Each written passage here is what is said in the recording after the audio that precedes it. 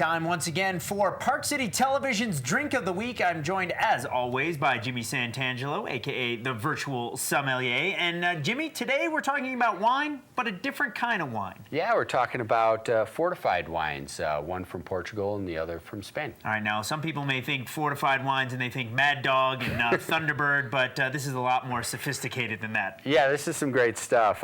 We have a fortified wine that during the winemaking process, Portugal making port in the Douro area, they're going along making their wine, and then they'll add a neutral spirit to stop or cease the fermentation process, thereby keeping extra sugar that's in the grape kept in the wine, so it's going to end up as a little sweeter of a style.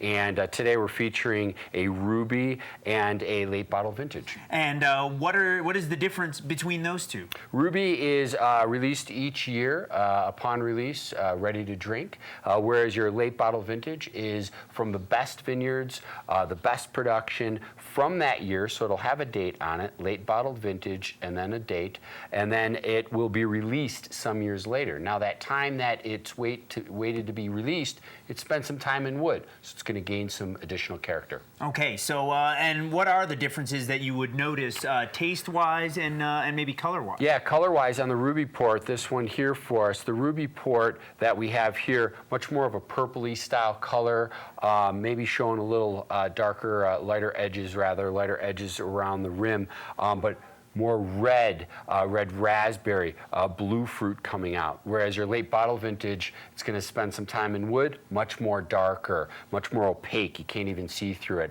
And more baked blackberry, baked cherry, plummy coming off on the nose. And port doesn't just come in this color, though. That's true. Most port is red.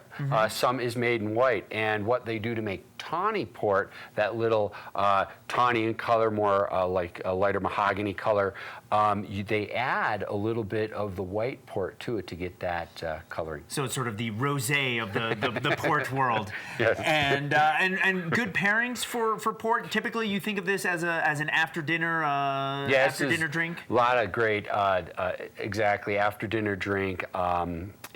Liquid dessert. You know, if you don't want to do a dessert, any chocolate or something like that, this is a great way to finish with. Prior port and cheese, Roquefort cheese with that really strong blue cheese. That's a really classic example of a good pairing. All right, fantastic. Now on the other end of the fortified spectrum, we've got sherry. Yes, whereas port is fortified, neutral grain spirits added during fermentation. Sherry from Spain, the Juarez area of Spain, it's done afterwards. They fortify after it's been completely fermented dry.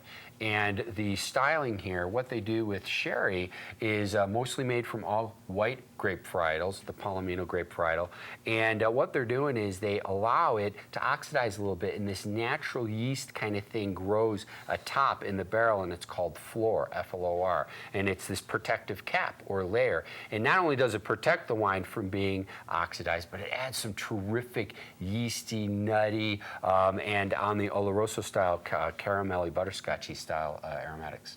And so, yeah, you've got two different things right here. Talk about what we've got that separates these two. Yeah, the first one is a Fino dry sherry, and this is the lightest, more pale in color. It's going to be more a little bit of citrus, kind of a grapefruit thing, but then almost sourdough-like on the nose, light yeastiness on the nose, light bready note.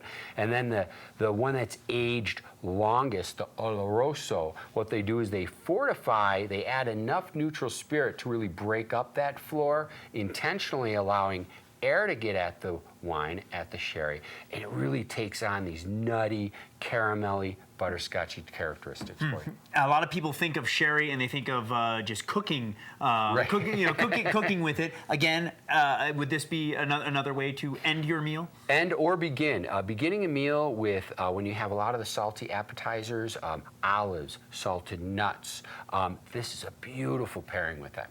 All right. Jimmy, if people want more information on ports, sherries, other fortified wines, or just regular wines in general, how do they get in touch with you? Yeah, to learn more about this, just give me email or online at thewineacademyofutah.com. All right, Jimmy, always a pleasure. You got it. Thanks, Ori.